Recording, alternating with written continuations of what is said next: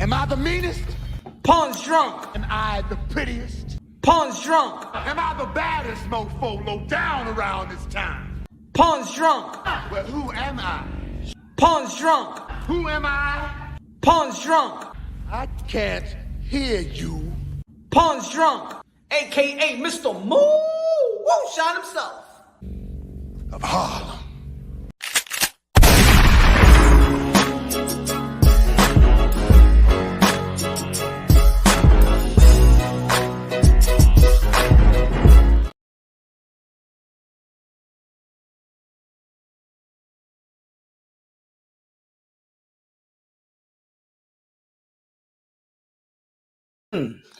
You already know this is Punch Drunk Boxer, aka Mr. Moo Shot himself, aka El Adobo, El Sazón, El Borracho, El Pastor de Boxeo.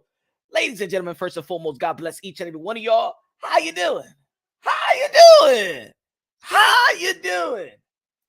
Once again, 2023 has been a good year in the sport of boxing. Great fights, great fights. Of course, there's some up and downs, especially with Showtime leaving the sport of boxing.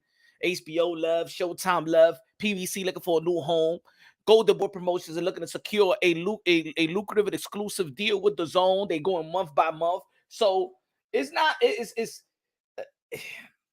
boxing it was in a good place 2023. It seems like it was heading into a good place, but it seems like, with all the great fights that PBC showcased, we're still looking for a new home. But a lot of people talking about Amazon Prime. They're talking about the Zone. It's tough on the American market. It's tough on the American market, but the year has not been done. The guy that started off the whole year was David Benavidez, La Bandera Roja, the Mexican monster, the Ecuadorian monster, the Dominican monster with Kalen Plant. And it's probably going to end it with a bang November 25th, Thanksgiving week. But he got an undefeated fighter. Not only does he got an undefeated fighter in front of him, not only does he got a 2-division champion, not only that, but he has an all-time great in front of him, ladies and gentlemen. Oh, yeah, he has an all-time great in front of him. All right? I don't want to hear no mess. I want to hear y'all. Hold on, ladies and gentlemen. Let me say what's up to the people before I start cooking. Savage in the building. What's good, man? Savage. He said, Benavidez, the Arizona monster. Okay. That's what I'm talking about. Let's go. Tycho TB in the building. Mr. Big Facts in the building. Say. Hold on. Let me do a little something right quick. Feel me? Ain't do something right quick. That thing taking so long. Hold on. Trying to edit something. Taking too long. Come on, man. Come on now. Give me 1 second, y'all. Give me 1 second. Hold on. I gotta upload this so we know what we're talking about. You feel me? I gotta upload this so we know what we talking about. Give me 1 second. So we know what we talking about right here,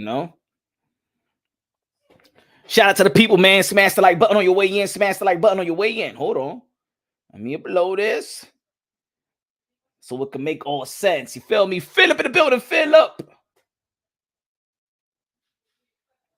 what's good, Philip? Smash the like, Philip. What's good? Hold on. Enter studio. Give me 1 second. Let me upload the all-time great list. Yeah,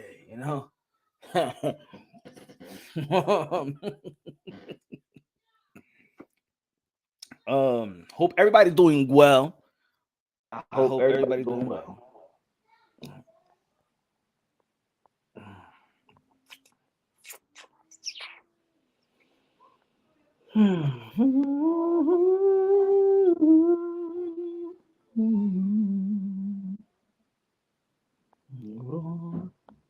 Let me upload this right quick. Oh, come on.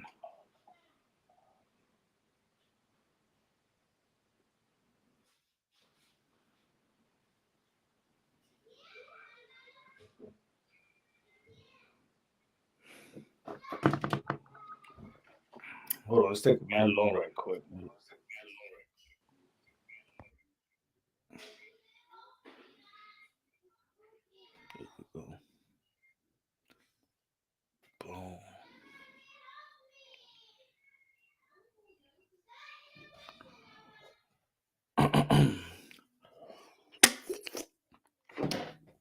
Okay.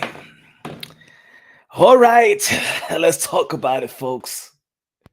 Let's talk about it. Christian Padilla in the building. Christian Padilla in the building. Ladies and gentlemen, y'all already know November 25th, we got David Benavidez versus Boo Boo, Demetrius, Boo Boo, Andrade. Yeah, it's going to be a good matchup, folks. It's going to be a good matchup. And shout out to David Benavidez for stepping up. Not only fighting the boogeyman in the sport of boxing, not only fighting the most avoided fighter by champions of this era, and probably the history of the sport of boxing, but he's facing an all-time great. He's facing an all-time great. Yes. In the respective division of the 168 super middleweight division, you already know that number one is Canelo Alvarez. We know that. The 8th division world champion, the 4th division world champion, super middleweight undisputed, aka King Nelo, aka Cartelo, aka Cash Nelo, aka Payday, aka get the fuck out of here, man. Canelo Alvarez coming at number one. What you feel about this list, y'all? What you feel about this list? It's not my list. It's BoxRec all time. You know BoxRec, the same publication, the same outlet, the same website that people go to when they're debating, and they be like, hey, yo, but look, BoxRec says this and BoxRec says that. So, you know, we're looking for hold on.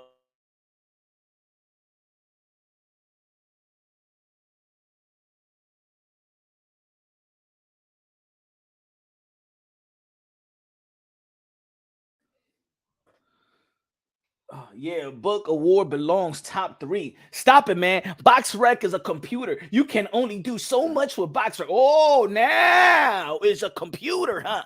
Now it's a computer. Now it's a computer. Well, anyway, let's go by what BoxRec is saying. All right? Let's just go what everybody else is talking about on the Twitter, in the YouTube. You know what I'm saying? An all-time great, Demetrius Boo Boo Andrade, coming in number 6. David Benavidez is fighting an all-time great November 25th. You can't miss it, ladies and gentlemen. You got to buy the pay-per-view. You can't miss the extravaganzas. You cannot miss it, ladies and gentlemen. Look at the names. Look at the names of this top 10. Canelo Alvarez, Joe Kawasaki, Andre Ward, Son of God, Cole Frazier did a thing, Super 6. Kessler, Demetrius, Boo Boo Andrade. You know what? I do think.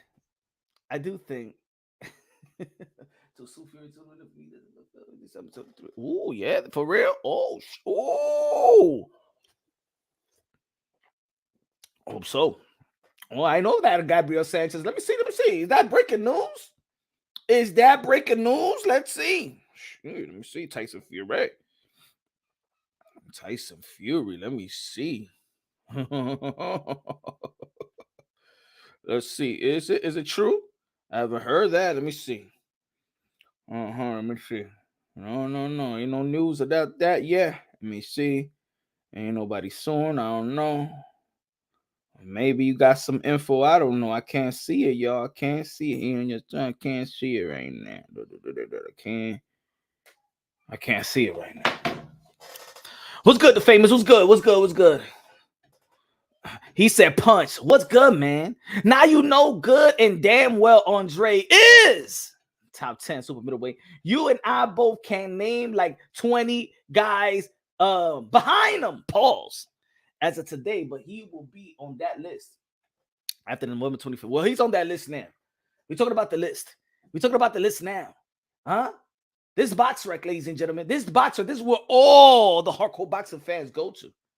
This is where all the hardcore boxing fans go to. So it needed to take now. See, that's why I think Demetrius Andrade is one of the most hated fighter of maybe in the last 2 eras.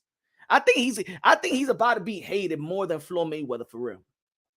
Because now, all of a sudden, BoxRec is incompetent. All of a sudden, even though each and every day every time I could see people on the going live, they go to BoxRec.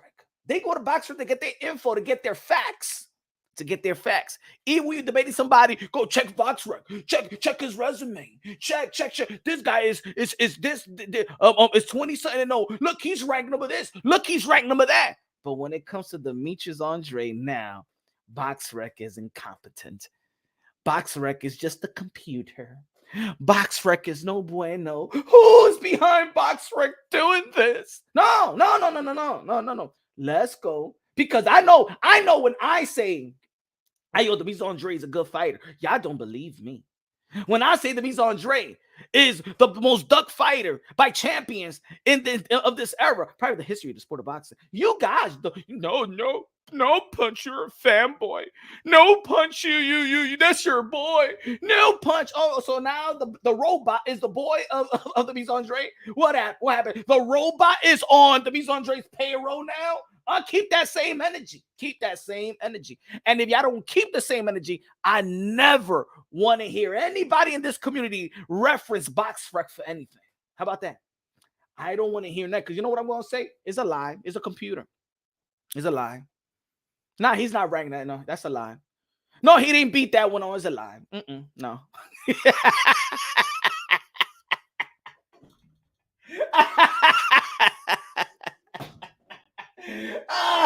Right of the store. Says the Lewis the punch. You love this. Is hey, look. It's not my list. You know what I'm saying? Look, everybody got their pound for pound list. Look, if I ask each and every one of y'all who's the greatest of all time, all of y'all gonna give me some different names. Am I right or wrong? If I tell you who's the greatest of all time right now, all y'all will give me a different name. If I tell you, if each and every one of y'all, if I tell you, give me your pound for pound top 10, you all will give me a different name. You all will give me a different list. If I tell you who's the greatest lightweights and give me the top 10, you all will have a different list. You all will have a different list. So BoxRec has a different list than probably yours, guys. You know what I'm saying? It is what it is. Ring has a different list than ESPN. ESPN has different lists from you and I and everybody else. All we doing is just looking at this list, BoxRec, where everybody go. But you know something? You know what everybody does go to? BoxRec. Everybody goes to BoxRec. And I know that for a fact.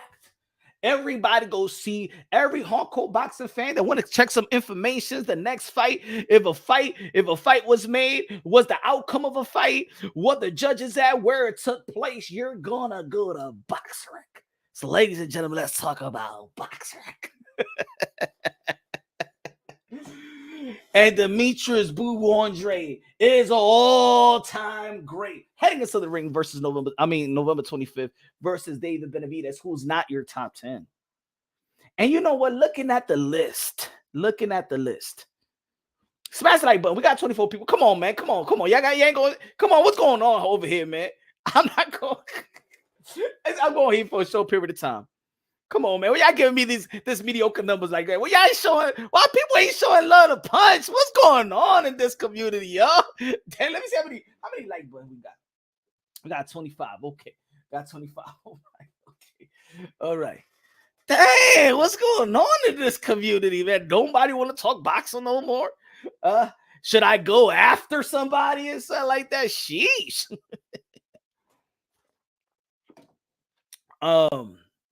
Look at this list. Think about it.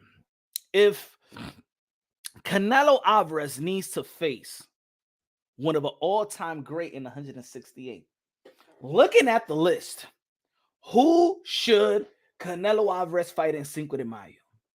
Looking at the list, active fighters, all-time greats at 168, who does Canelo have to fight?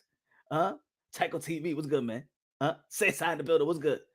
Come on, ladies and gentlemen, don't back up. I'm asking y'all a damn question, and I know y'all got fingers, y'all got a smartphone. I'm asking y'all a question. Looking at this list of the top 10 all-time 168 pounder, who is the legacy fight for Canelo Alvarez? Come on, y'all. Come on, say it. Come on, y'all. Come on. Looking at the all-time 168 super middleweight rankings, all-time great. Looking at the list, who should be Canelo Alvarez next fight? Oh, y'all don't want to answer that. No, y'all don't want to answer. See, this is why I feel people are scared that Canelo Alvarez fights Demetrius Andrade. I think so. Because people don't even want to answer right now in the chat. People don't even want to answer. People don't even want to answer. Huh? Looking at the list of the all-time greats, what is the legacy fight for Canelo Alvarez? Who should Canelo Alvarez fight next? We all know it's undefeated monster, Boogeyman King Andrade. Hey, I mean, I'm scrolling down the list, and I'm like, Joe Kawasaki, he's a Hall of Fame. He's not available. You know what I'm saying? Andre Ward, Son of God, he just dropped the book. He's not available. Carl Froch retired. He's not available. Kessler, not available. Let's skip number 6 for a minute. I just want to see everybody else. Collins, he's not available. Arthur Abraham, not available. Sven Hasaki, not available. Ataki. Danny Jacobs, he already got beaten up by Canelo Alvarez. Who in the list right now should Canelo Alvarez face? We always want to see the best fighting the best. We always want to see the best fighting the best. Pound for pound versus pound for pound. All-time great versus all-time great. It don't even have to be a fantasy fight. We got it right here in front of us. Canelo Alvarez versus Demetrius Boo Andrade. Top 6 all-time greats at 168. Huh? We almost got a all. When in this era we could say all-time great versus all-time great? When can we say in this era, folks? When can we say in this era? In this era, all-time great versus all-time great. We know Floyd Mayweather versus Manny Pacquiao was all-time great versus all-time great. Randy, tanquillado la gente conmigo, pero eso no es list mío. Tanquillado la gente. All-time great versus all-time great. Look, this past Cinco de Mayo, right? We had undisputed versus undisputed. Undisputed versus undisputed. Jamel Charlo versus Canelo Alvarez. Bud Crawford versus Earl of True Spence. That was the best fight, the best for undisputed, right? The best fight, the best welterweight versus the other best welterweight of this era. Cinco de Mayo 2024. Now we're looking at another classic. We're looking at another brand. We're looking at another slogan. We're looking at another title. We're looking at another headline. All-time great versus all-time great. Mr. Canelo Alvarez, 4-division world champion. Super middleweight undisputed versus the Olympian, USA Olympian, 2-division world champion, Demetrius Boo Andrade, undefeated. The man that been chasing Canelo Alvarez since 154 now, as he was a champion. It's been 9 years. I'm telling you, the stage is set. Look at y'all. Hey, yo, look. Y'all remember? Hey, look at y'all. Y'all hate this list like this. Hate it.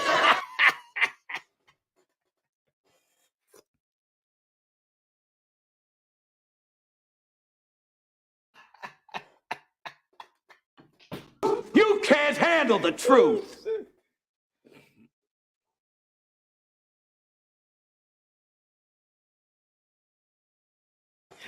Randy, la música de Randy. Randy.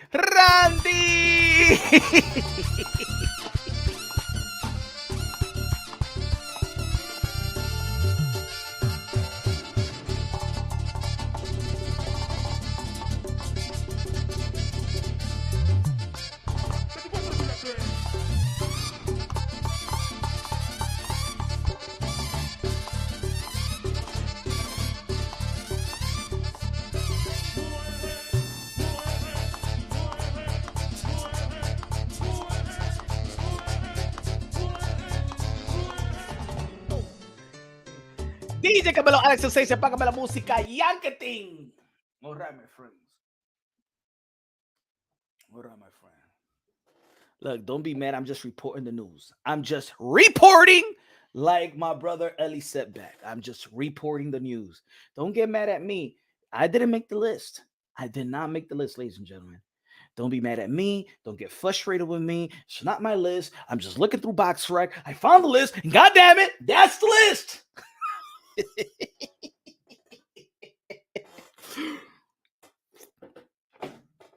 Why are people mad? Oh my God. Oh my God. Why people are angry? Why people are angry? Who's going to win November 25th? Who's going to win November 25th? Hey, yo, I'm going to say it like this, man. Demetrius Andrade is ready to go. He's been ready. I've been telling y'all for a while. I've been telling y'all since the summer began. This man has been in the gym. He took, what, 2 months break? After the DeMar Nicholson, right back in the gym. Never left the gym. That's why you see him like this. That's why you see. You ain't never seen Demetrius Andrade out of shape. Tell me when you ever seen Demetrius Andrade out of shape. Y'all seen David Benavidez out of shape, though. Shout out to David Benavidez. I hope he's working hard. Because I'm going to tell you like this. Demetrius Andrade he's on beast mode right now. I'm telling y'all, don't be shocked. And look, I don't want y'all to disappear either. November 25th, matter of fact, November 24th. I don't want you to disappear.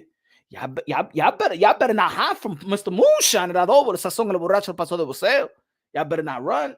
Y'all better not hide. Because I ain't going nowhere. But November 25th, instead of eating some roast pork, moro, tú sabes, arroz con guandule, potato salad, macaroni salad, baked macaroni and stuff like that. You know what I'm saying? All the cuisines is going to be on the table. You know what's also going to be on the table? Humble pie for dessert.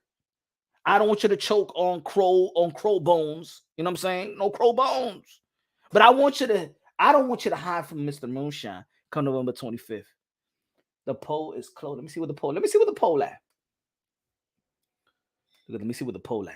Hey, yo, look at the poll. 46% versus 452. Hey, yo, I'm telling you, you know why the poll is close? If I would have put this poll up last year, you guys will have it 80%, 20, 19%, 81% for David Benavidez. Do you know why? I said this a while ago. You guys, I'm not going to say you guys, I'm talking about in general. Many of the Demetrius Andrade haters, you really don't watch his fight. Because the narrative, when I listen to y'all narratives, I'm like, look. We could. It's facts. His resume compared to his potential coming into the game as a professional is not up to par. We all agree on that. That his resume is not a sight to see. We all agree on that. But when I hear Demetrius Andrade is a boring fighter, Demetrius Andrade, his balance is all off. See, these are narratives. Demetrius Andrade is boring. Like what? Demetrius Andrade, the guy that puts down almost every of his opponent down. You talking about Demetrius Andrade that is one of the most high volume punchers in 168-pound division and was the most high volume puncher in 160-pound division. You talking about that? That's boring to y'all. The boxer voice in the building. What's good? Dímelo, mi hermano. Hey, está quillado la gente con este list. It's not my list. It is not my list, ladies and gentlemen. Hey, Roy Jones Jr. is one of my favorite fighters ever. It's BoxRec. The same BoxRec that everybody goes to, when we're trying to discuss boxing, when we're trying to find some information, when we want to know who's going to fight next, when we want to go look back in time and see who they fall, where they fall, who scored the bout, who managed them, who promotes them, and stuff like that. Ranking system. And all of a sudden, here comes this ranking. And it has Demetrius Boo Andrade. Oh my god, BoxRec ain't shit. BoxRec is a computer. BoxRec don't know nothing. Who's behind BoxRec? Oh Lord, damn! All because of these Andrade, you just gonna throw BoxRec in the garbage? Come on, folks, stop. That's a list he said your punch. That's your list you hacked. Come on, folks. Y'all better stop. Huh? All I hear is, oh, punch. Yo, you in the camp, Andre. Hey, yo, that's your boy, though. Hey, man. Oh, you a fanboy, though. Oh, you on his this. Oh, you on... Is BoxRec on the payroll of Demetrius Andre now? Is BoxRec a fanboy of Demetrius Andre? Why don't y'all ask BoxRec? Ask the computer.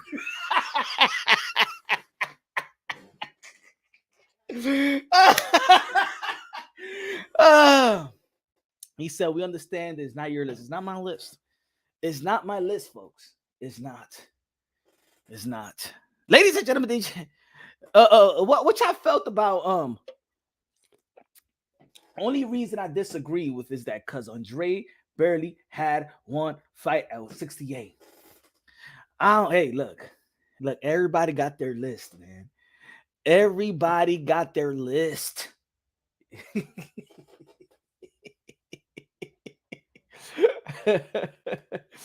What's good, chat? What's good, chat? Look, everybody got their list. Everybody got a pound for pound list, right? Everybody, if I tell you right now, okay, all right, watch this. Let me prove to y'all that y'all know better. Let me prove to y'all that you guys on the chat that's trying to come at me because we're talking about this list, how much you look. I'm gonna tell y'all that y'all are not know better. Y'all know different from BoxRec. Check this out. Who is the greatest of all time? Come on, say it right now. Who's the greatest of all time? The greatest of all time. Who's the greatest of all time? Who's the GOAT? Who is the GOAT? Who's the GOAT?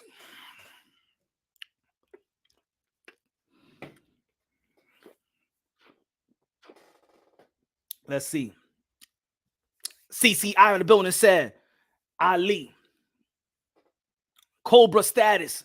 Look, I'm gonna prove to y'all. Look. Rider of the Storm said Joe Kawasaki. Okay, Rider of the Storm said the greatest of all time is Joe Kawasaki. Quit said Ali. Cobra said Robinson. Sam Langford. Sly. You talking about Rocky Balboa Sly? Sugar Ray Robinson. That's that. Come on, y'all. Manny Pacquiao. Now we got, look, five different, the greatest of all time. Look, let's keep on going. Come on. Participate. Go ahead. No, all time.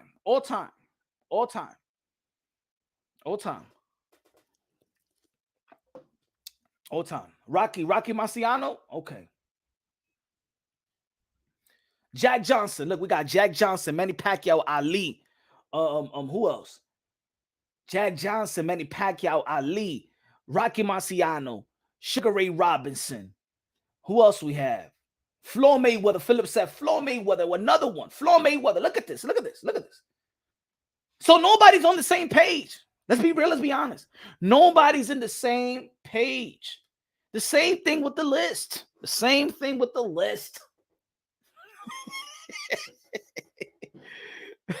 You know what I'm saying? And how much you want to bet? Look, even if I say, give me your top 10. If I tell you, take your time and give me your top 10 all-time great, your list will be different from the next man. Randy's list will be different from Troy. Troy's list will be different from CCI. CCI's list will be different. Look, we got Sweet Pea. Look, different. If I tell you, I give me your all-time great, give me your all-time great. 10. Take your time. 10. Your top 10. How much you want to bet is going to look different from the next man? From the next man to this list is going to look different. So why y'all so mad with BoxRec all-time great if everybody's list is going to be different as well? Have you ever met a list that is exact? Have you ever seen a list that is exactly your list?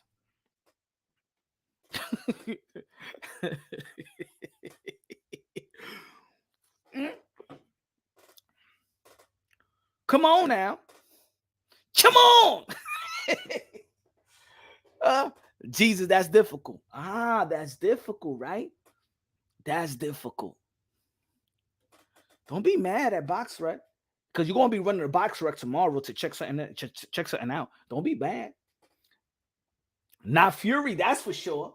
Shit, there was time. Hey, yo, just before Fury got his ass whooped by Francis Ngannou, people were saying that Tyson Fury is the best heavyweight of this era, and not only the best heavyweight of this era, that Tyson Fury will go to any other era and beat the best of that era.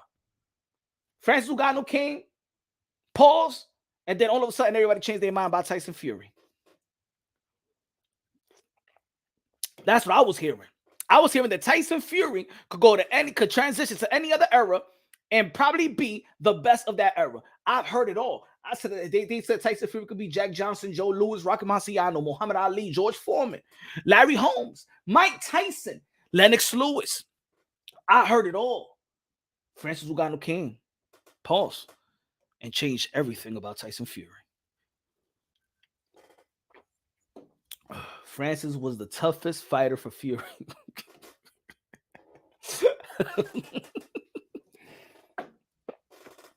Ladies and gentlemen, what y'all feel about, aside from the 168-pound November 25th, David Benavidez versus Demetrius Andrade?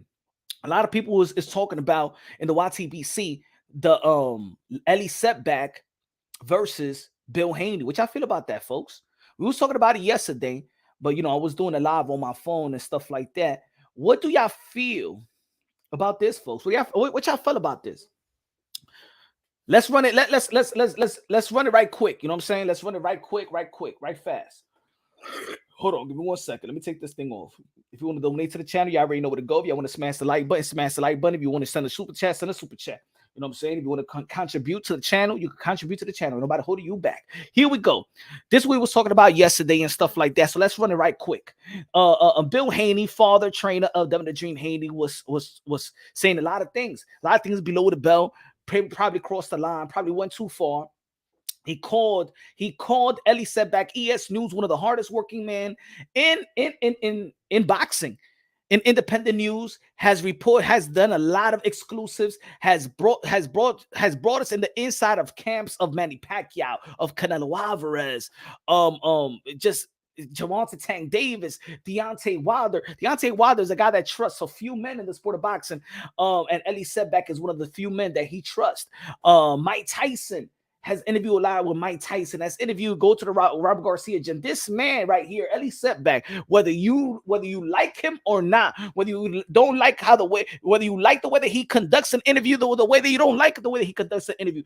If you hate the way that fighters just respects Ellie Setback, or you don't want to respect them, at the end of the day, this man right here is one of the hardest working, or probably the hardest working man in boxing news today. Let's be real. Let's be honest. I don't give a damn if you like him or hate him. You shouldn't hate nobody. Ellie Setback is probably the hardest working man in this business, whether you like it or not. Now, like I said yesterday, Bill Haney, trailblazer. Bill Haney, manager, probably manager of the year with a victory. That if Devin Haney beats Regis Prograis, he probably will be. And he's already nominated. In my opinion, he's already a manager of the year nominee. Has done a wonderful job, not only as a father, but also as a manager in this line of business, in boxing, where I call boxing a gangster's playground. The way that he maneuvered his way into being a successful businessman in the sport of boxing. And I'm gonna say it like this: not even 50 Cent was successful in this business. Not even Jay-Z, a billionaire, was successful in this business. There's a lot of people that come and go in the sport of boxing. Bill Haney has done his job and is doing his job at the highest level right now. Shout out to Naoya Inoue, his manager. He's doing a hell of a job as well. But Bill Haney, whether you like him or not, is at the height of his occupation and Ellie Setback is as well. Now, we disagree with a couple. I think I disagree. Let's go with a Coach of Vulture right quick. We were talking about this yesterday, but let's go. Let's run it right quick, and then we head to the next subject. He called Ellie Setback a Coach of Vulture. I disagree, 100%. Coach of Vulture of what? This is boxing. This is not hip hop. He's not Vlad TV.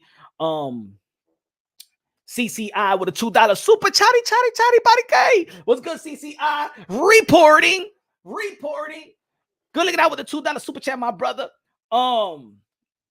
Coach of Vulture. What culture is he vulturing? The coach of boxing? No. He is bringing, and look, for the people that look, and I just want you to humble your thoughts right quick. When y'all look at a boxing content creator like Ellie, and y'all be like, oh, yo, Ellie be asking something. Yo, Ellie this. Yo, Ellie is biased. Yo, Ellie is, you know what I'm saying? At the end of the day, why don't y'all look at the other side? Oh, Ellie is biased. Maybe Gervonta Tank Davis is biased to Ellie. How about that? Maybe Gervonta Tank Davis is biased to Ellie. He will open up the doors for Ellie that he wouldn't open up the doors to any other boxing content creator. Why don't y'all call Gervonta Tank Davis biased to Ellie Setback? Why don't y'all call Deontay Wilder biased to Ellie Setback? Deontay Wilder's not going to call Punch Drunk Boxing.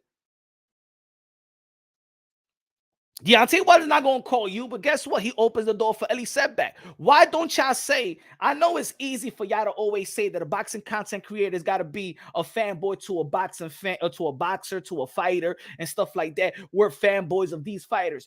I'm going to tell you like this. Boxers are also fans of us.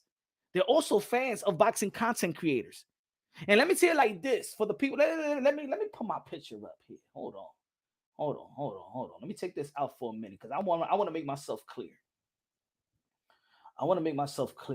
Because I read it a lot, I see it a lot. Let me humble your thoughts for a minute. And I'm not trying to speak for every boxing content creator and stuff like that. But let me be real in this community. Any high traffic, high profile, high traffic, successful boxing content creators, they don't need the boxers in their platform. I'm going to tell you the truth. Sometimes you interview a fighter and guess what? Your numbers plummet. Your numbers go down. Just you trying to show love and trying to not to showcase this fighter in your channel. Sometimes it don't work. So I'm going to tell you like this. Some of the people would rather listen to the host than the fighter themselves. There's a lot of boxing content creators that's very successful with or without the fighters. And I'm gonna name you a few because I'm like that. I got no ego. Punch Drunk Boxing got no ego. I don't give a damn if these other boxing content creators don't like Punch Drunk Boxing or don't respect the grind. Fanon don't need to interview nobody. Fanon is gonna have a successful YouTube channel with or without fighters. He don't need to interview nobody. Fanon, his lives and his channel and his subscribers, he got a loyal fan base, and he's getting it. He don't need the fighters. The fighters know they don't need Fanon. And Fanon knows he does not need the fighters. Showbiz the adult. Showbiz could go live, and actually he got better numbers than the show itself. Showbiz could go live and his numbers is just as good as the show itself, as the event itself. Think about that. Just think about that for a minute.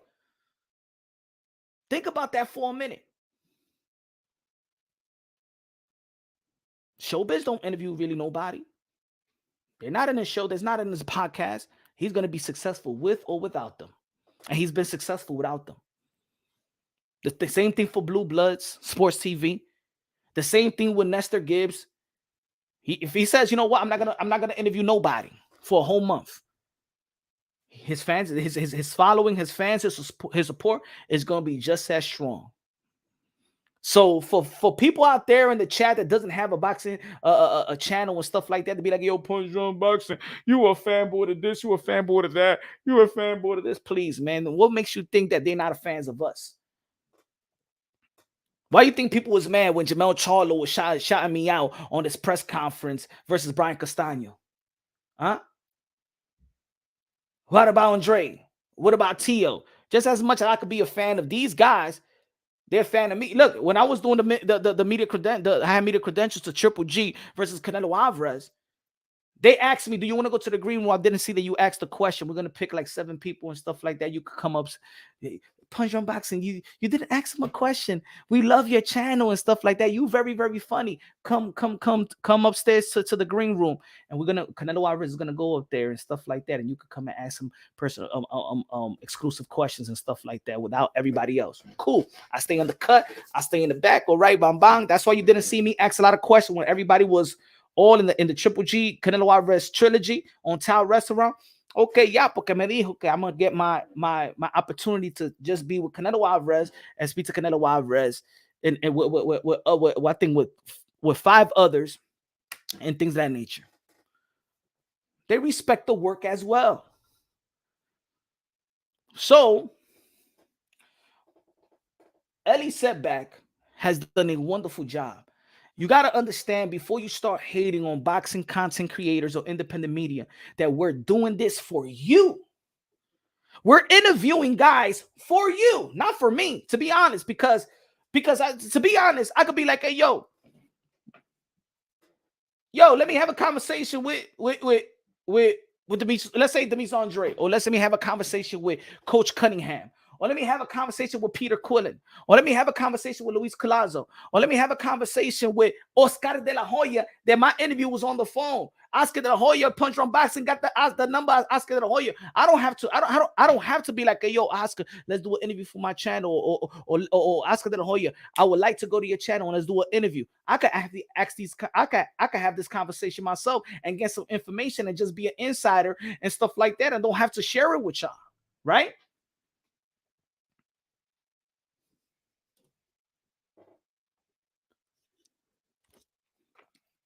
Do you hold back on fighters you might get on interviews with? No. Did I hold back with Bill Haney? And me and Bill Haney has had epic lives going at one another. Did Bill Haney kept on showing? Yeah. We would get.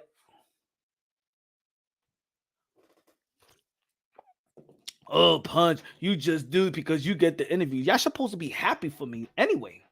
That's supposed to be, hey, yo, man, that's what I'm talking about, Punch. Punch got this interview. I remember when Punch Drunk Boxing had 0 subscribers. I remember when Punch Drunk Boxing used to do a live for like half an hour and there was nobody that was showing up. Y'all see me, y'all see me build my channel straight from the mud. No co-signers, no group to piggyback from. I didn't come from, it's not like Aki TV, that Dante Boxing Nation was the big channel.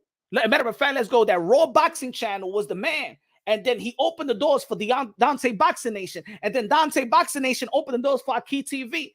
I didn't grow my channel like that. Or let's say with certain LDBC channels, right? 78 Sports TV. And then, probably True Boxing TV. And then these other guys, they get other LDBC. And because of the affiliation of 78 Sports TV, 78 Sports TV could give the new dudes on his group an extra 100 subscribers, 200 subscribers. Now when they go live, everybody looking at them. I ain't build my channel like that. I built my channel all hard work. By my damn self. By my hard work. And especially the supporters, and the people when I open up the panels that made the shows that it's possible and have great conversation and things of that nature. But there was no other big platform and stuff like that. And they was just featuring me and featuring me. Hey, yo, go to live. Take Punch Drunk Boxing is live. Everybody. And then and then y'all got like 1,000 people live. Hey, yo, Punch Drunk Boxing is going live. Go to Punch Drunk Boxing. I ain't get that. Todavía nosotros estamos en 36 todavía trabajando.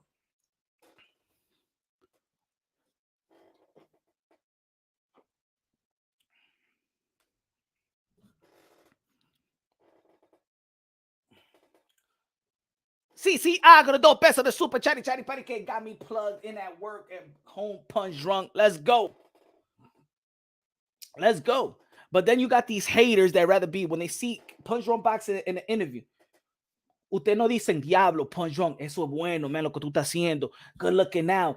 Thank you for feeding the boxing community. Thank you for asking this question. I didn't know that. Thank you for this. Thank you for that. Shout out to the people that show respect. But también tenemos haters. But at the end of the day, we're doing this for y'all. We doing this. Ellie Setback. Can you imagine Ellie Setback's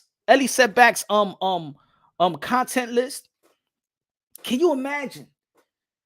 Can you imagine Ellie Setback content list from Mike Tyson, Oscar De La Hoya, to Javante Tan Davis, Deontay Wilder, from fighter, legendary fighter. Can you imagine his black book?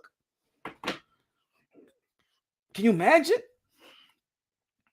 You think at this point he needs to share certain things? He don't even need to. Matter of fact, Ellie Setback and ES News is so good right now that Ellie Setback could take a break for a whole year and post the shit that he did in the past.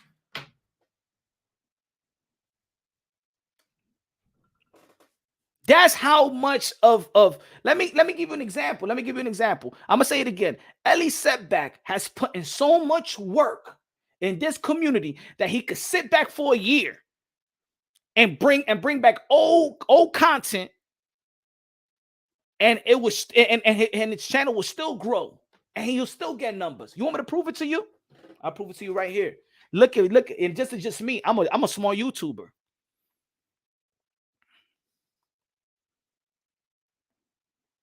I'm gonna prove it to y'all right here. I'm gonna prove it. Rap Star Boxing Out is the voice of the UK London. What's good, bruv? I'm gonna prove it to y'all right here. I proved it yesterday. Give me a second.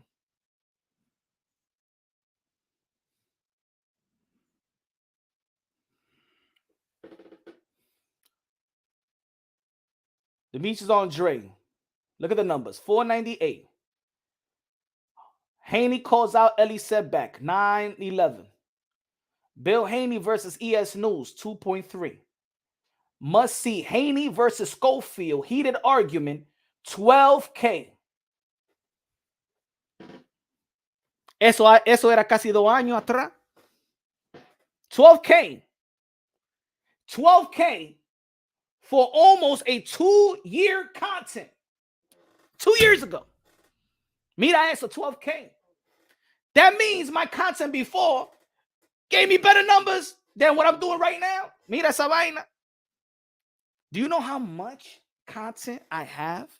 Do you know how many epic lives that I have? 7 hours, 9 hours, 8 hours that fighters used to come in and get the smoke and get you know what I'm saying, and argue and have great lives. That means you put in the work. I put in the work. Where I can lay back and bring our old content back. Now, can you imagine Ellie Setback?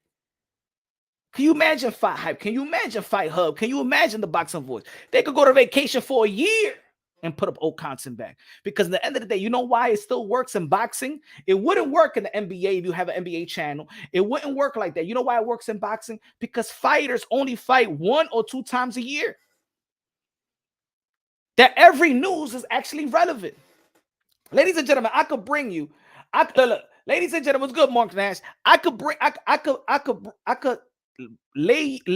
give you a Keith Thurman interview of, let's say, last month, and then I could give you a Keith Thurman interview of 2 years ago.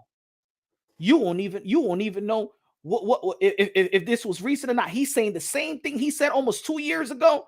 He's saying it today. The same thing. I'm waiting on a date. I'm here staying busy. Politics in the sport of boxing. I want to fight Earl. I want to fight Bud. I'm looking for a killer instinct. I gained a little weight. COVID effed up everything. Yo, you could listen to a Keith Thurman interview almost 2 years ago and a Keith Thurman today, and you won't even know. I prove it. I will prove it. I'll prove it to you.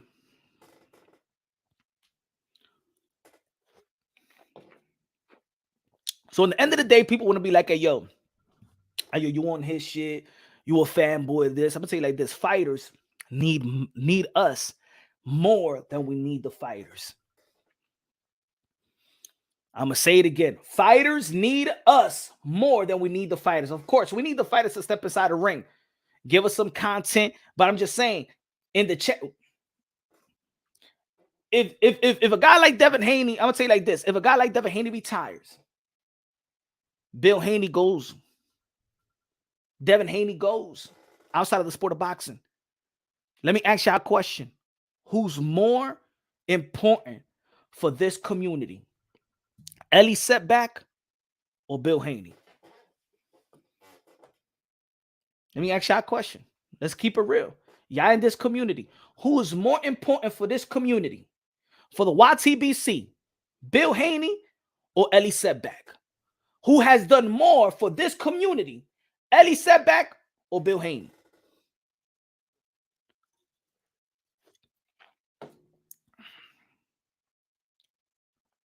Who is more valuable for this community, Ellie Setback or Bill Haney or Devin? Put it both together. Who's more valuable for this community?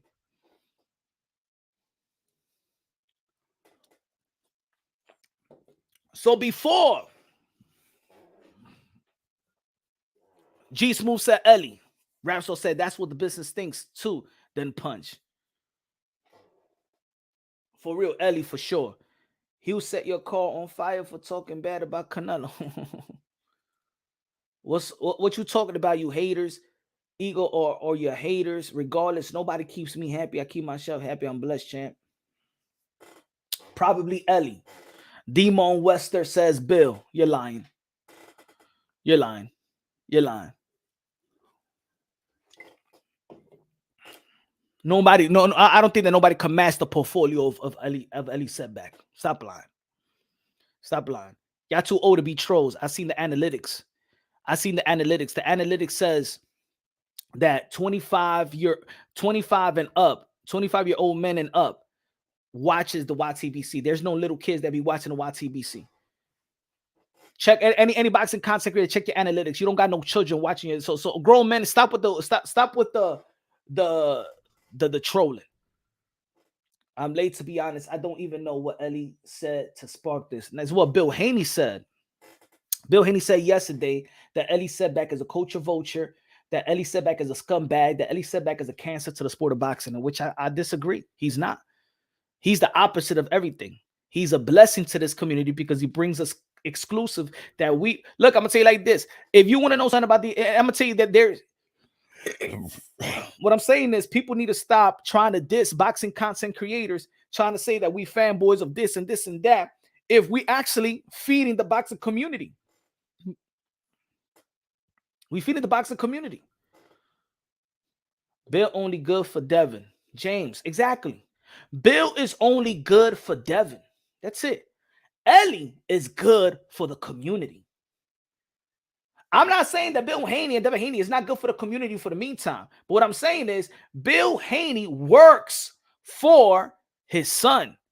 Ellie Setback works for the community. Oh, I don't know. I really don't know. I think that he feels like Ellie Setback hates on Devin Haney and stuff like that. And look, if Ellie Setback doesn't feel like Devin Haney is one of his favorite fighters, he doesn't want to push him, and he rather pushes Gervonta Tank Davis, he has the right. He has the right. You know what I'm saying? Right, Mark Nash? Look, I know a lot of channels that be pushing Devin Haney and disrespect Tank Davis and disrespect Shakur because of Bill Haney's affiliation with these particular channels. He don't get mad at them. He don't say that they divisiveness. Ellie is forever a legend for getting that Spence and Bud footage backstage years ago. Look at that. Look at that. And I'm going to tell you like this, Mark Nash. Let me say it like this. And that's a footage. And let me tell you something that what Ellie Setback does and what other boxing content creators that bring exclusive content does. You know what they do? They make everybody else money. Because, for example, if I have an interview with Teofimo Lopez, and Teofimo Lopez, the interview is controversial, and everybody is writing about it, everybody doing a video about it, everybody doing a live about it, guess what? Everybody's eating off what I brought to the table. Just like I'll eat off what Setback brought to the table, and what Fight Hub and Fight Hype and the Boxing Voice or Rap Star or Mark Nash or 78 Sports TV, when I'm like, yo, we want to hear from Deontay Wilder. We haven't heard him from nine months. We need to hear from Deontay Wilder. All these excuses, where it's coming from. We need to hear from Deontay Wilder, and boom, boom. Exclusive with Blue Blood Sports TV. Exclusive with 78 Sports TV.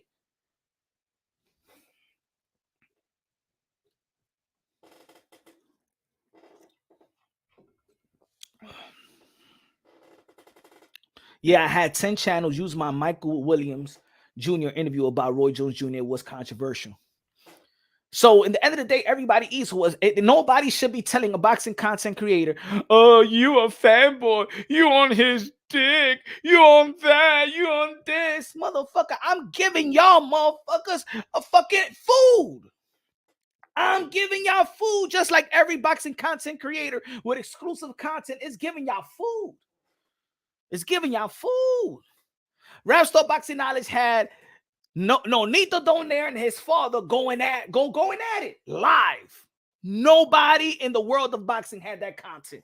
Nobody. Not even ESPN could pull that shit off. Not even Ricky Lake and Oprah could pull that shit off. Huh?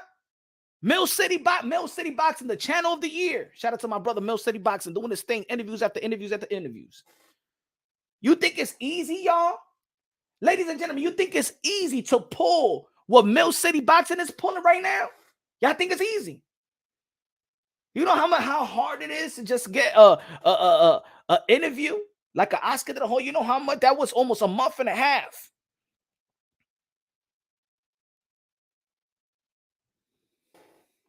Shout out to Marco. Damn, I gotta hit Marco up too.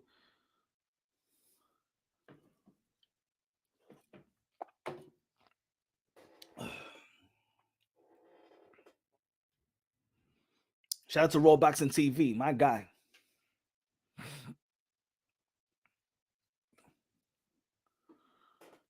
I could right now, let's say after the live, I could put up a live of Keyshawn Davis before he even went to the Olympics when I was interviewing him.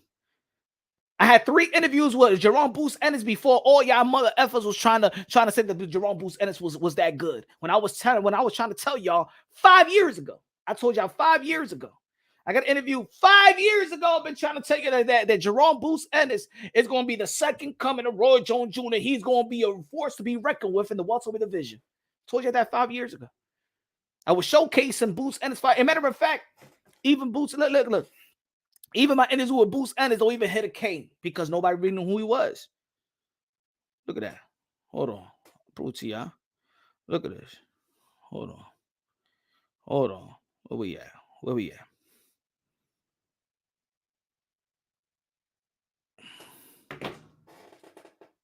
You know, every time I try to show something, this thing want to go slow.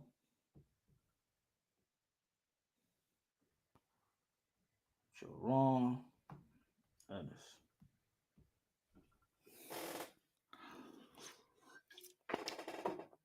Up that's be tight. Punch doesn't skip the hard question. He just don't thumb them in the eye when he asks. Nothing wrong with that. Facts, Van. People think when you do an interview, you're here to challenge. I'm not here. First and foremost, it's a blessing to have the opportunity to talk to modern day warriors, modern day gladiators. When I do an interview, I'm not here to challenge a fighter. I'm here to preserve them. I'm here to show them love at the same time. See, some people here, they want to see, you know what they want to see? They want to see Floyd Mayweather versus Kenny and ESPN. Y'all want to see that. Yeah. There's a lot of people that would love boxing content creators to burn bridges with fighters when we could just keep giving y'all, let them talk. Let them give you their point of view. Let them give you their opinion. Let them give you what they like about the sport of boxing, what they like about their career, and what they're frustrated about. You know what I'm saying? People just want to see the smoke all the time. They want to see the smoke all the time.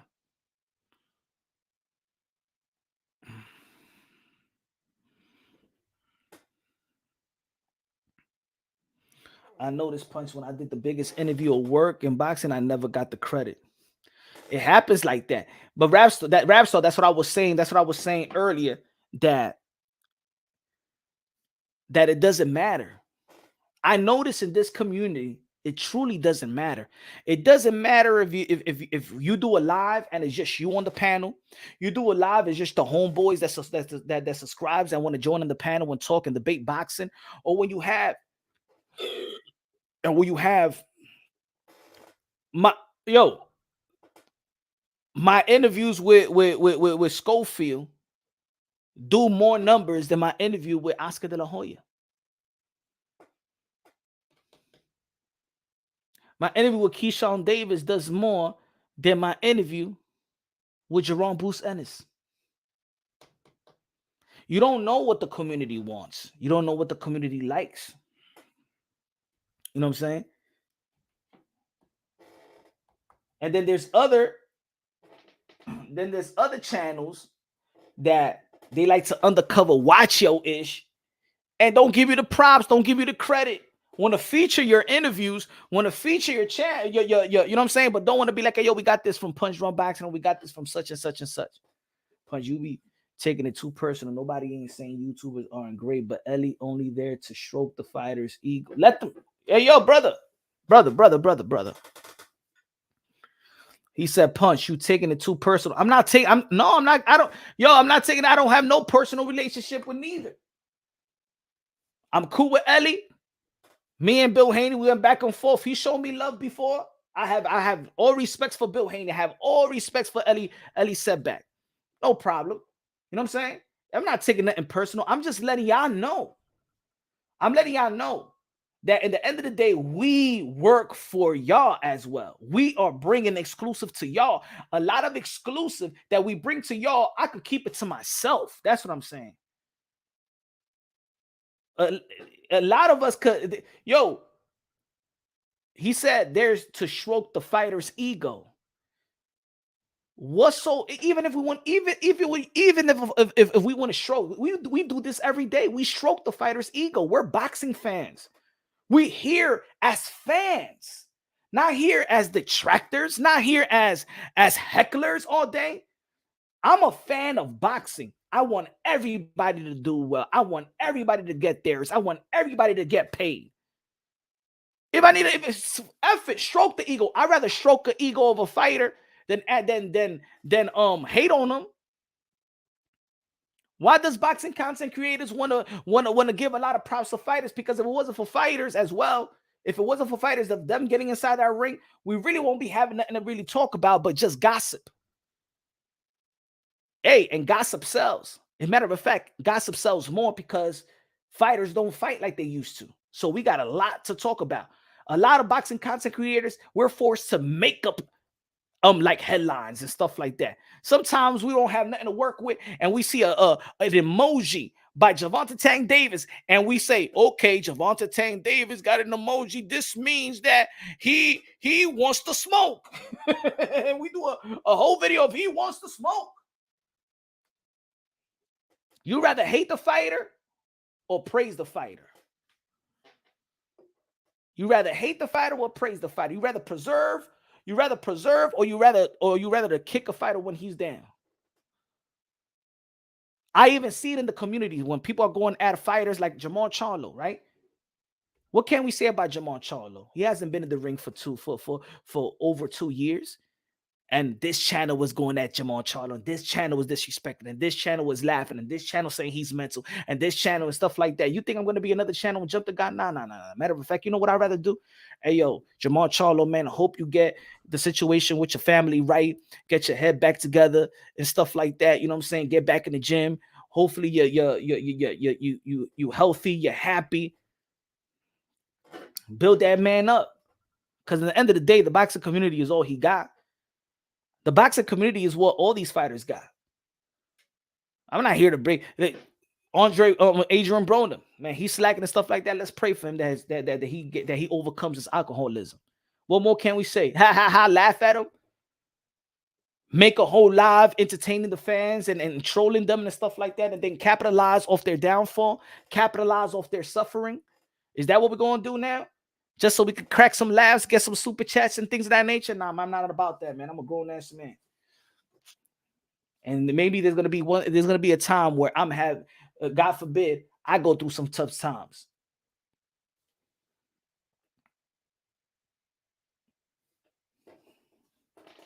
Boxing organization and promoters outfit should fund all the boxing. Hey, yo, Tycho TV, I believe so too.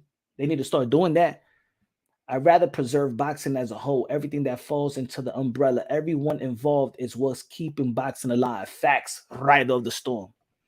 Man, we need to love our brothers and sisters, need to uplift and encourage our fighters. They need us hardcore to support them. Facts.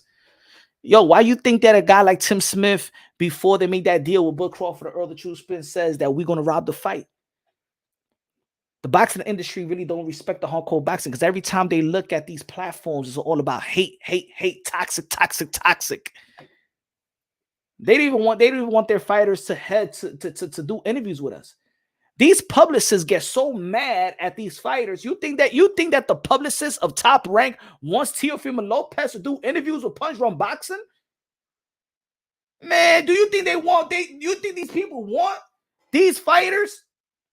And even though that we show them more love, even that they more comfortable with us talking to them, they get mad because these fighters, they go away from their publicists and contact us, or we contact them and they show us love and we show them love right back. The publicists hate that.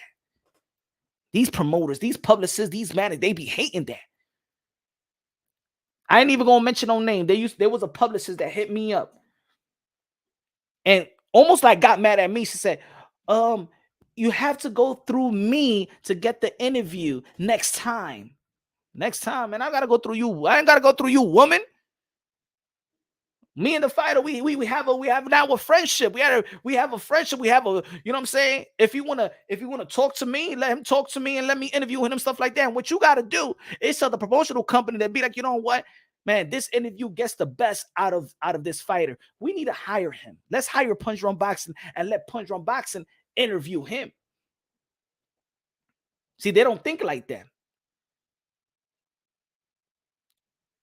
Adrian Broner don't show hardly no love to community or fans, so they don't show much love for him. He stepped inside that ring and he risked his life. That's how he showed love, Rap Star. That's how he showed love.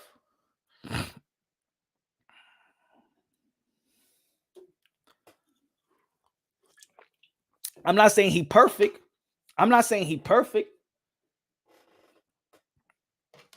But he already fighting. He's fighting already. He's doing a hard job. We're just talking about him.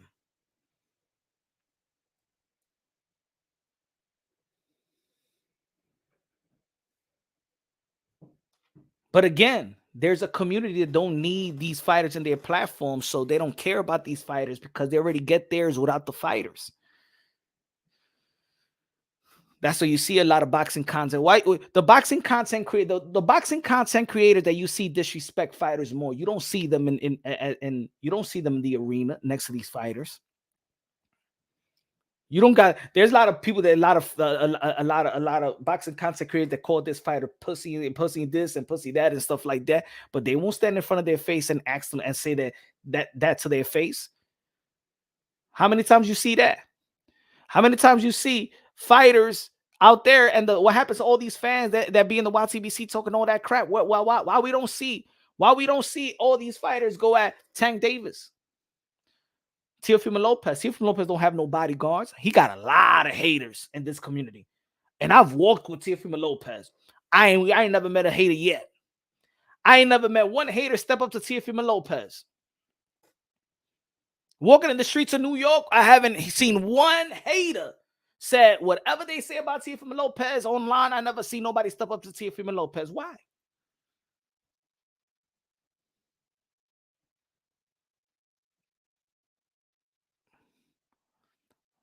Rapstar Boxing Knowledge said, but his attitude and no appreciation is what makes fans not appreciate him.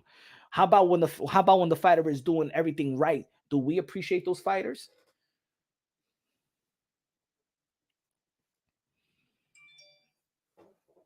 Do we collectively appreciate those fighters?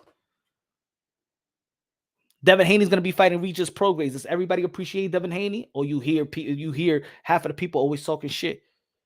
Teofimo Lopez for Josh Taylor. Do you think everybody appreciates Teofimo Lopez? Or you hear a lot of high traffic channels talking ish about him?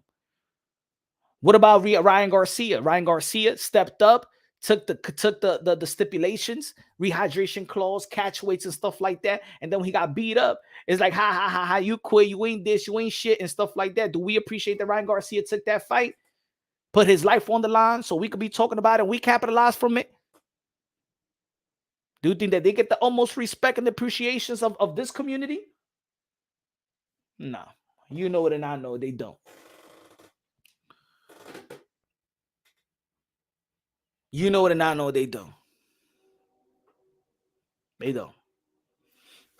It don't matter if there's fighters that don't show their love to the fans, and then there's fighters that show love to the fans and says, I want to do this for boxing. Do we show them with this? If a guy like Teofimo Lopez is the guy that risked it all and is the most decorated champion of this young era, why he's not the highest paid fighter? Where's the hardcore boxing fans' dollars? Why is he fighting in the Hulu theater? Where's the support?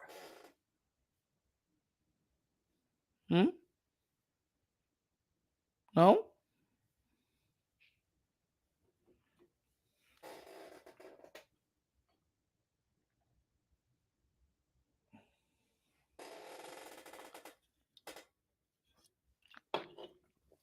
Canelo would knock the ish out of them like Mario knock out coins of bricks.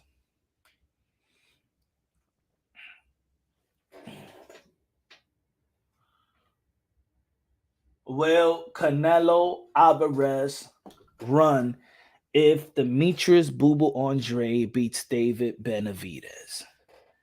Will he run for covers? I hope he don't. I trust Canelo Alvarez. If Boo beats David Benavidez, will Canelo run from Andrade? Will he run? I hope not. Canelo Alvarez is the standard. I hope he doesn't. And I hope he doesn't run from the David Benavidez if David Benavidez beats Canelo Alvarez. I mean, if David Benavidez beats Demetrius Boo Andrade. I hope he doesn't. Let me see what the poll at. 57% got David Benavidez beating Demetrius Andrade. 3% got a draw. And 40% with Demetrius Andrade. 121 people has voted already.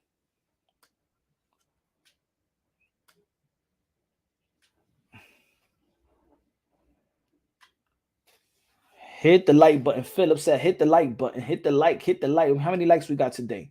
We got 52 likes. 52 likes a day. 38 people looking on. Same could be said about Bud. He's the best, but not the highest paid. So do we respect them? Do we show them our love? Do we show them our appreciations? We was begging for a fight. We was begging for Bud Crawford versus Earl of True Spence. Why we ain't come out and why this fight didn't do 4 million, 3 million, 3.5, 3.2, 2 million. Why? Because we're thieves as well. That's why. Because we ask for something and then we rob it. That's what happened. Because 600K tells me that we was a bunch of complainers, a bunch of bitches as a community. Ain't no way a Bud Crawford or Earl Spence do 600K, and we was begging for that fight, shaming Bud Crawford, shaming Earl Spence, shaming Al Heyman, shaming TGB, shaming Bob Arum for 600K. No wonder Showtime said we out of here. They see, you know what? Showtime ain't leave because of PBC. Showtime didn't leave because of the fighters. Showtime ain't leave because of TGB. Showtime ain't leave because Steven Espinosa was incompetent. Showtime left boxing because they said the sport of boxing and their fans are a bunch of cheapos and thieves. Yeah, I said it. I'll be the first one to say it. And everybody else is going to leave too. Showtime said, this was the biggest event. This was the biggest fight in boxing. This is the fight that y'all marinated. This is the fight that the fans were saying they were waiting 5 or 4 years. This is the fight of the best, fighting the best, pound for pound versus pound for pound. Welterweight, one of the most lucrative divisions in the sport of boxing, in the history of the sport of boxing, is heavyweight, middleweight, and welterweight, and then lightweight. You telling me that the biggest fight in the sport of boxing did 600, barely 600K? Man, we pulling the plug. We out of here to the sport. We out of here. Boxing is no good. Boxing is no good. Y'all could, and then in this community, y'all could blame Al Heyman. He never gave us the fight that we wanted to see. Al Heyman this and Al Heyman that, and PBC this and PBC that. Showtime left. Paramount Sec pull the plug on boxing because the boxing fans are a bunch of freeloaders, cheapos, and thieves. That's what happened.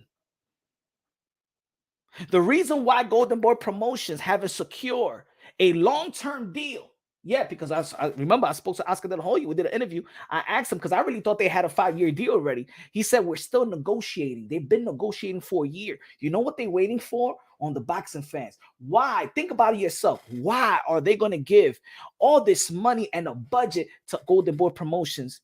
Why are they going to give a budget to any publications? I mean, any promotions? Look at the boxing fans. You guys are weak. You guys are pathetic. You guys are cheap. You guys don't support. You guys are all talk. All talk. I wouldn't put my money on boxing if I was one of them high honchos. I wouldn't put my money on boxing. What? It's a lose. It's a loss. It don't matter. And nobody could say, well, it's because the best doesn't fight the best. When the best when the best fought the best, y'all guys ain't show up. You guys ain't show up. David Benavidez versus Caleb Plant. How much it did? You guys ain't show up. It should be free. Fuck a free. Show up. Pay. Pay. When you want food, you pay. You want something, you ask for something, you pay.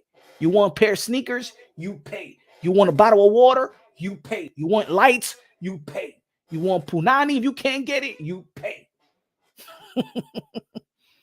No, but you want boxing. I want it for free. I want it for free.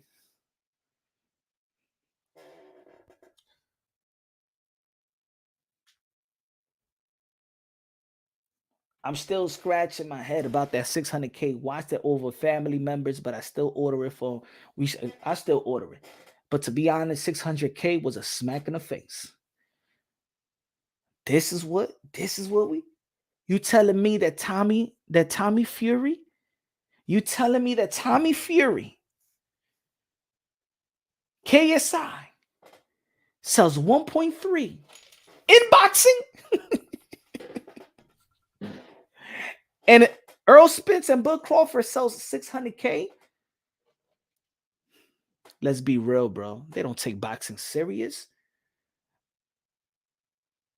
Boxing is going from the #1 sport in America to a niche sport to a no sport. You're going to tell me that it's the promoter's fault? Or the fans just found different interests? And it's okay. The fans, there was a time where ain't no fan going to sit around and just watch amateurs. Now people like college football they get one of the highest ratings on ESPN. College football gets one of the biggest ratings in sports in America. Amateur sports it went from, I'm telling you again, it went from boxing being #1. Even boxing at one point was bigger than basketball. Remember, basketball really got big with the Larry Birds and Magic Johnson when it went countrywide, worldwide, and stuff that Michael Jordan then it really blew up. And then the 1992 Olympic, that was the.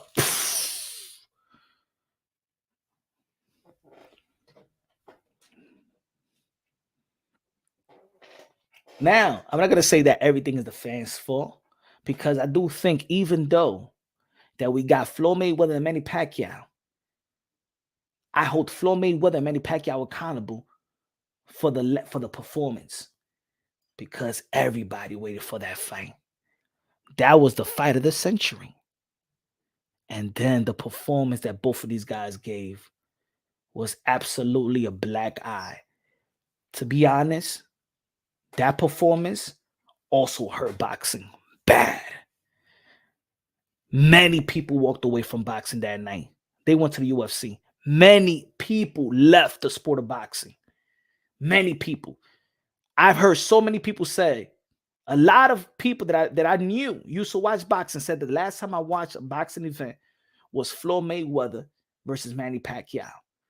And if it's not that, they'll say Canelo Alvarez versus Triple G.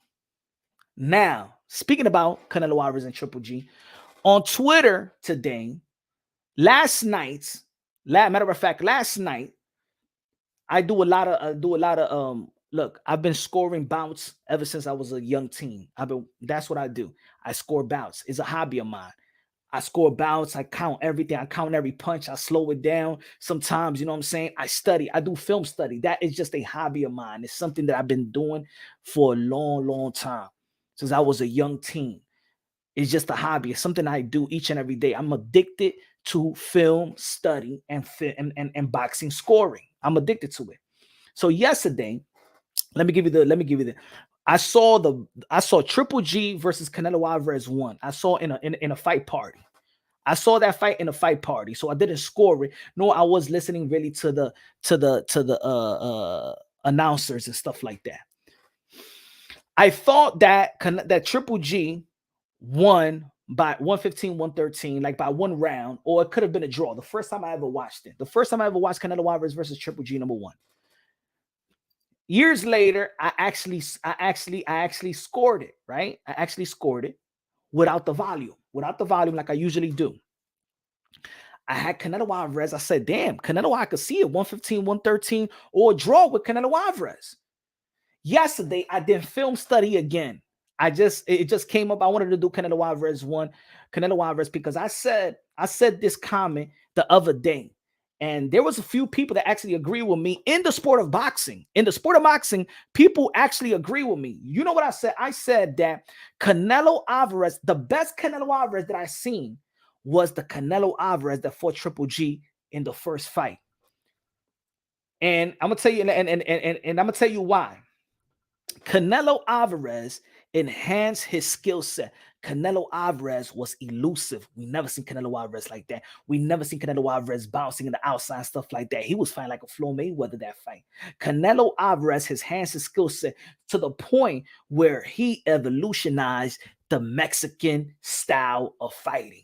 The problem was that people was not ready for him to evolve. And the people and the pressure drew back Canelo Alvarez to what they want as a traditional Mexican style toe-to-toe. People did not respect Canelo Alvarez evolving. And since then, Canelo Alvarez have never moved like he was versus Triple G number 1. But that was the best Canelo Alvarez I ever seen. That was the peak of Canelo Alvarez. I'm talking about jab. I'm talking about even you saw jab to the solo press from Canelo Alvarez, the counter punching off the back foot, bouncing off the ring, getting off, pivoting out the corner, pivoting it out the ropes, fighting off the ropes, countering off the ropes, in the middle of the ring, putting pressure up. Combination from the body to the punches. He was throwing 4 or 5 punch combination. Had we never seen Canelo Alvarez like that. Go watch that fight again. And I did. And I'm going to tell you like this. This is what I said yesterday after I did my film study. And I tweeted this out. And a lot of people, y'all want to follow me on Twitter, go to my Twitter, Mr. Moonshine 10. I put this, I tweeted this, and I went round by round. I went round by round how I scored it, like if I was watching it like an official live, like it was happening today. Why is this thing is not showing up? Give me a second.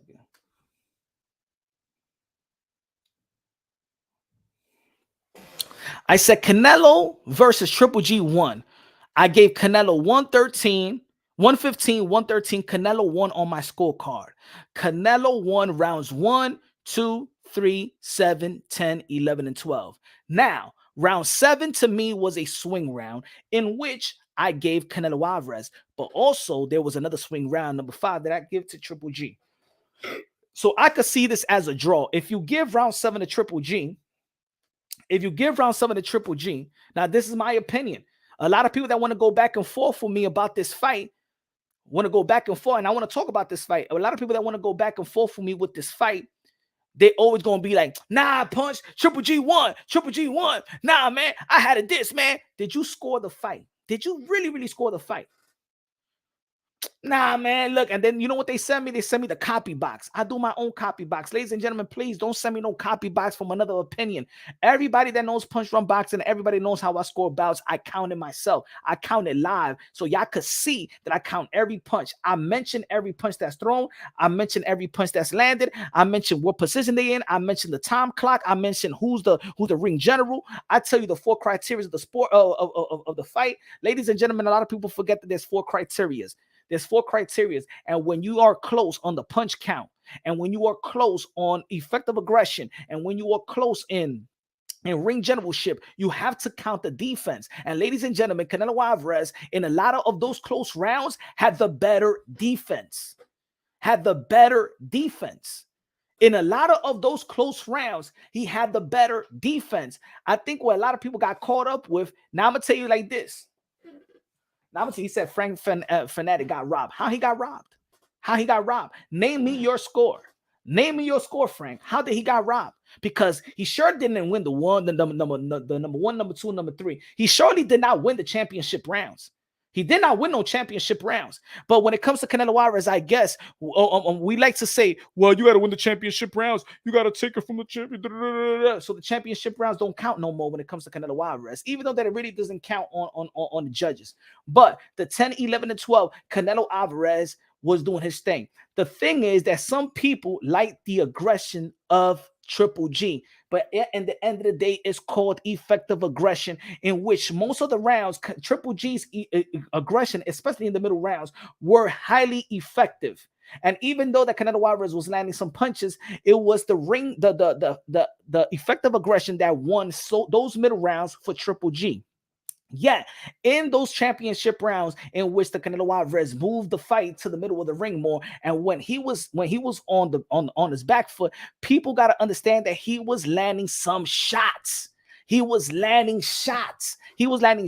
Not only in the up, he was landing some uppercuts in the middle. He was landing body shots off the back foot, combination of body shots. Y'all gotta watch the fight again. And let me tell y'all this as well. This was my scorecard. It could have been a draw because I give a swing round to Canelo Alvarez the 7th round. Now, I understand that now, yesterday night was the first time. Yesterday night was the first time that I listened to the commentators. Remember, the first time I watched that fight, I was at a fight party. So the commentating, there was music playing, and the commentating wasn't all that loud, right? The second time, I scored it with the volume off like I usually watch boxing. I rarely look at boxing or watch boxing with the commentators playing, unless somebody says something slick. Somebody be like, yo, Punch, did you hear what Timothy Bradley said? Did you hear? And they'll send me something. Now, I'm going to tell you the 4 reasons why people think, in my opinion, that Triple G got robbed or that Triple G won the fight. Number 1, listening to the commentators. Harold Letterman, who has an official scorecard, right? And remember, his official scorecard is on the screen. He gave Canelo Alvarez only 3 rounds heading into the 12th round. Harold Letterman was given almost every round. And when he was giving Canelo Alvarez a round, he was still giving credit to Triple G. Harold Letterman mind-effed a lot of fans.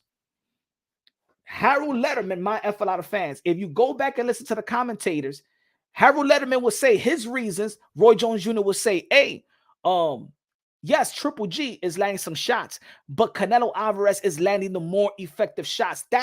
And he was saying that throughout the whole fight. Max Kellerman was also even disagreeing with Harold Letterman and was disagreeing with what's his name? With the other guy, with the other announcer. I forgot his name. Max said, I disagree. I disagree. Canelo Alvarez was landing the more effective punches. On close rounds, Canelo Alvarez was visibly the better defender. He was making Triple G miss more than Triple G was making him miss. Now, Triple G's jab was also was very good. Triple G's jab, Jim Lampley. Max Kellerman was disagreeing with Jim Lampley. Roy Jones Jr. was saying, hey, Canelo Alvarez is dictating the pace. He's on the back foot and stuff like that. Canelo Alvarez, he was saying what I was when I was listening to it for the first time, and I'm doing. I said it's true what Roy Jones Jr. said. It's true. This was the first time I listened to the commentators. So I'm gonna tell you like this: the reason why I feel like a lot of people thought that it was a robbery, in my opinion. Another thing, people didn't look past the 118, 110. There was a lot of people, and I remember that they were just talking about the 118, 110, and they just looked at it as a robbery. Robbery. That's it. They couldn't get past the 118, 110. They couldn't look at the 114, 114 or the 115, 113 given to Triple G, the 114, 114 given to it was a draw, and the other one was 118, 110. Even if that 118, if that was an incompetent scoring. That was incompetent scoring, and people couldn't get past that. So right away, they're going with the robbery. It was that 118, 110 that gave people to say that this was a robbery, but that fight was an incredible fight. Triple G versus Canelo Alvarez, the first fight was an incredible fight. And the evolution of Canelo Alvarez, in which many did not respect, because what y'all wanted to see was a toe-to-toe matchup. And y'all saw the evolution of Canelo Alvarez. To this day, that's the best Canelo Alvarez. You wish right now that Canelo Alvarez moved like that. That Canelo Alvarez, I don't give a damn what anybody say. That Canelo Alvarez beats Bivol. That elusive Canelo Alvarez beats Bivol. Yeah, I said it. Yes. Go do your studies. Everybody go do their studies again. That Canelo Alvarez, the elusive Canelo Alvarez, off the back foot, throwing some combination punches and using his jab, beats this Bivol. That's the best Canelo Alvarez I've seen. I'm talking about his peak. I'm talking about everything working, from his defense, upper body movement, leg movement, bouncing off, rhythm. The rhythm that Canelo Alvarez had, that's the best we ever seen him in rhythm. Using the whole ring, fighting off the back foot, pushing the action when he wanted to, fighting in the middle of the ring. He wanted to fight in whatever spot he wanted to be in, and whatever spot he wanted to capitalize in. That was the best Canelo Alvarez. Go watch the fight again. I'm telling y'all. And then watch this Canelo Alvarez, the stationary Canelo Alvarez, just throwing everything hard and stuff like that, very telegraphing his shots. Matter of fact, this Canelo Alvarez loses to that Canelo Alvarez. This Canelo Alvarez loses to the Triple G. Canelo Alvarez won. That Canelo Alvarez beats everybody. That Canelo Alvarez beats everybody. Low Nose Boxing, $2. Super chat said T.O. should fight the MMA guy, get that win for boxing. Okay. Good looking now. Low Nose Boxing. Everybody subscribe to my brother Low Nose Boxing. Another thing, everybody liked the way that Teddy Atlas, after the fight, was calling for the robbery. But even Teddy Atlas himself said that he gave it 10 rounds to 2 to Triple G. That's a robbery in itself as well. A lot of people was agreeing with Teddy Atlas. Oh my God. Oh, it's a robbery. This is boxing and it's sabotage and everything and a robbery. Teddy Atlas said that he gave 10 rounds to 2. That's a robbery in itself. He's corny. I never, to be honest, ladies and gentlemen, I'm probably the only one in this boxing community. I really don't. I don't think highly of Teddy Atlas. I never really did. I think that he's a hater. I think he's a hater. To be honest, I think he's a hater of American boxing, and I think that he's a hater of boxing itself. He really likes the UFC. I think that he's custom model spit bucket holder. I don't think he's old. I think he's a loudmouth, and I could be a loudmouth too. I think he's a loudmouth that has credibility is Mike Tyson when he was young. That's his credibility, to be honest, in my opinion. He got the same amount of training, train of the year that Teofimo Lopez Sr. got. The first fight, Canelo didn't throw a punch in 2 rounds, but it wasn't boring. I don't understand that. First fight, Canelo didn't throw a punch in 2 rounds, but it wasn't. Wow. Go see that fight again, brothers. He's a big old hater who lost touch with boxing with his better self. Facts, Santino. Facts. Santino. And also, so there's people. If y'all want to time in on my tweet, go follow me on Mr. Moonshine 10 and follow me on all social media platforms, right? So people are saying nah punch.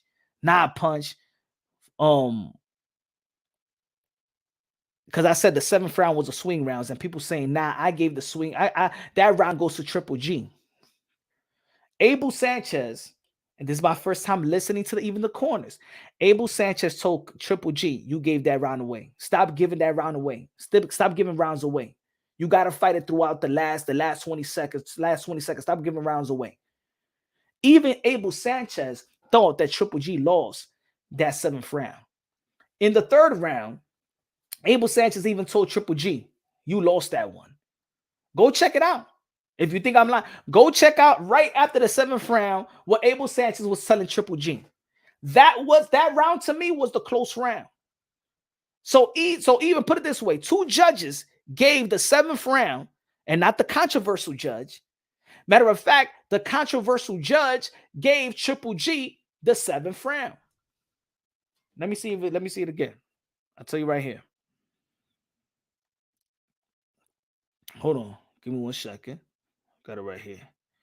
Give me 1 second.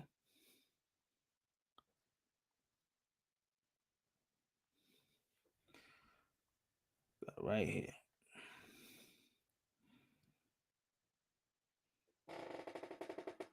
The 7th round. Boom. The 7th round, the controversial judge actually gave Triple G that round. The one that gave Triple G the win, 115-113, gave Triple G that round. The guy that gave it a draw actually gave it to Canelo Alvarez. Now, remember, that's my swing round. So even the draw, and he gives it to Triple G, that's 115-113, Triple G wins. But I gave that swing round where Abel Sanchez felt Triple G lost, gave that round away. So even Abel Sanchez team thought that he lost that 7th round. You give that 7th round. So the guy that gave 115-113, you give that 7th round, then it's a draw. And then with the 118-110, Canelo Alvarez wins the fight. Right? I gave the 7th round to Triple G, and that's why I have it 115-113. That was my swing round. There was some close rounds, but in those close rounds, you gotta go through all the 4 criteria. You just can't be like, well, Triple G landed more punches. How he landed more punches? Was it more effective than the punches? Remember, in copy box, they're even when I do live commentary, I'll be like, hey, yo, all right, now that's a pity pad. Remember, we only count clean effective punches. And I won't even count that punch. See, in the copy box, they count everything. That doesn't mean every punch is effective. That doesn't mean every punch is effective. So when somebody gave me some copy box, I know how to score box. They know how to score box for over 20 years. So y'all must know way more than me, Teddy. To me, maybe a loudmouth, a bit outlandish, but I just thought he keeps it real. But maybe y'all know him more personally. No, I don't know him more personally. I could just hear when in his commentating. He talked about robbery, and then he gave Triple G 10-2. That's a robbery in itself. Then if he was the judge, he would have robbed Canelo Alvarez with a 10-2. He gave Triple G 118. Did anybody see 118, 110 Triple G? So that's incompetent. But the thing is, people looked at that Triple G was actually going out there pursuing Canelo Alvarez more than Canelo Alvarez was pursuing Triple G. Yet that does not mean that he was not getting clocked and hit. I'm gonna need to get back to the 7th round again to check the swing. To check it. Counter yourself. Triple G lost all 3 fights. He was the bigger fighter, was knocking everyone out previously, and didn't hurt Canelo Alvarez. Looking at it now, I don't think that Triple G ever beat Canelo Alvarez. I could see a draw in the first fight. I could see a respectable draw in the first fight, right? But doing my film study, and this is the second time I did it. I don't see Triple G. If somebody wins that fight, it will be Triple G. It could be a draw, but if somebody has to win that fight, I'm sorry, it'll be Canelo Alvarez. I'm about to share other fights as well.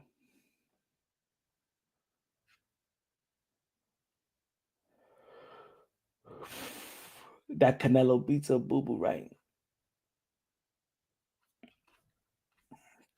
Maybe, maybe, maybe. I think that Canelo beats Bivol. I think Boo Boo is more skillful than Bivol. I think Bivol is he got hand speed, he got a good jab, but then he's very textbook. He's not awkward. Bivol is not awkward. Bivol is not unpredictable. Bivol doesn't throw punches in weird angles. That's what makes it difficult. That's what makes Boo Boo difficult. Bivol is not difficult. Bivol is Bivol has a simple Russian style of fight. It's not awkward, it's not unpredictable. It's right there, textbook, but he throws a lot of punches for his height and weight. He throws a lot of punches where he throws some good combinations and stuff like that. He throws good straight punches. And if you were just standing in the middle, if you're just standing in front of Bivol, of course he's gonna tag you. But if Canelo Alvarez would have moved like that, no. Yeah, I said it. Canelo Alvarez beats Bivol. That Canelo Alvarez beats Bivol.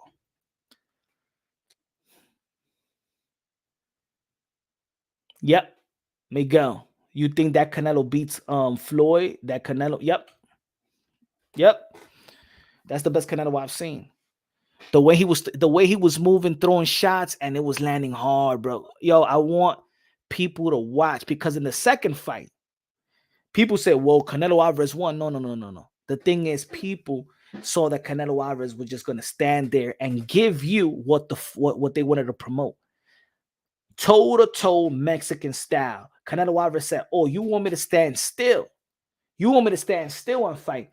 More people will rather see that than the Canelo Alvarez in the first fight. But the Canelo Alvarez in the first fight was the evolve of Canelo Alvarez, and people just did not want to accept that a Mexican fighting like that. And that's why there was people that didn't give Canelo Alvarez credit. Why do you think Abel Sanchez said, I thought you were going to stay in front of him. I thought there was going to be Mexican style. We're the Mexican style. Because they thought that Canelo Alvarez was going to stand there like he did versus a Floyd Mayweather, just like he was leading up to the fight.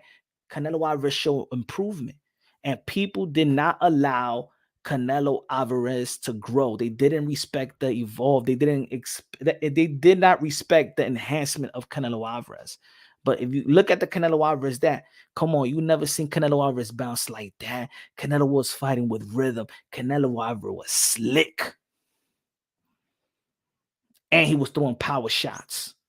And he did, and when he wanted to be on the inside, pause, he got it. He got on the inside. I don't think he could do it anymore because I think he's been fighting that way for so long. He's been fighting that stationary way for so long, and he's been successful, right? That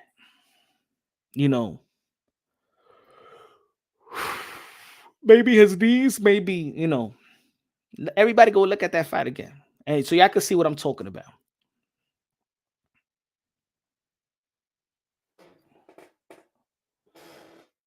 But ladies and gentlemen, y'all already know, man, we're gonna cut this one, Again, shout out to BoxRec for their list. It's their list, it's not mine. Shout out to BoxRec with the BoxRec all-time 168 rankings.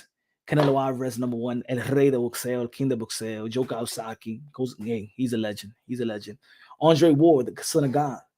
Carl Froch, Kessler, Demetrius, Boo Boo Andre, number 6. Don't get mad. Demetrius Boo Boo Andre. Demetrius Boo Boo Andre is going to. That is the legacy fight that Canelo Alvarez needs to fight next, y'all. That's the legacy fight. Legacy versus legacy. All-time great versus all-time great. Are you done a Canelo Alvarez fighting guys outside of the 160-pound division? Jamal Charlo was not 168. Triple G was not 168 great. Bivol was not 168 great. Cinco de Mayo, we want Canelo Alvarez to fight 168 great. Look at the list, y'all. Who is active? Who is an all-time great? An active all-time great. We say that Canelo Alvarez doesn't have big fights left, mega fights left. I think we got one, folks. All-time 168. We need all-time. Look, last time Canelo had undisputed versus undisputed. What we need now is all-time versus all-time, baby. How about that?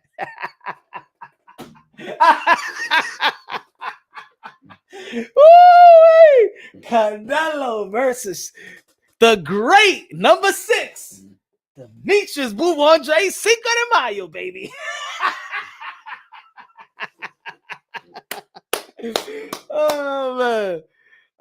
And you haters, stop hating, all right? Box Rec has done a wonderful job. This is one of the platforms to go watch and try to get our facts from. Come on. No, we don't need the Canelo and the James Toney fantasy. James Toney is not in the top 10. We need the top 10. We need all time versus all time. We need all time. This is a fantasy. This if Demetrius Andrade was retired, we'd be talking about fantasy fights right now. But he's active. He is active, folks. He got to get past the Mexican monster. Man, he's the monster. The monster is nowhere near this list, y'all. The monster is nowhere near this list. As a matter of fact, Demetrius Andrade is the one that's giving David Benavidez a chance of greatness.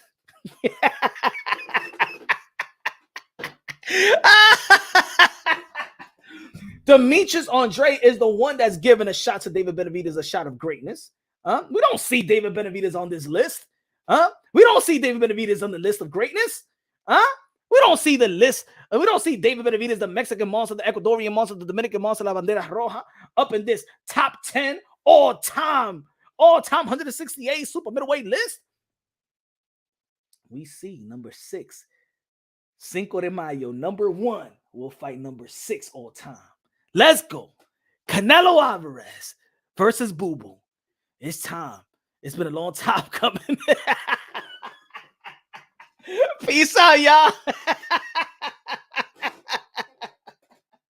Don't get mad at me. Don't get mad at the messenger. I'm just like Ellie. Reporting.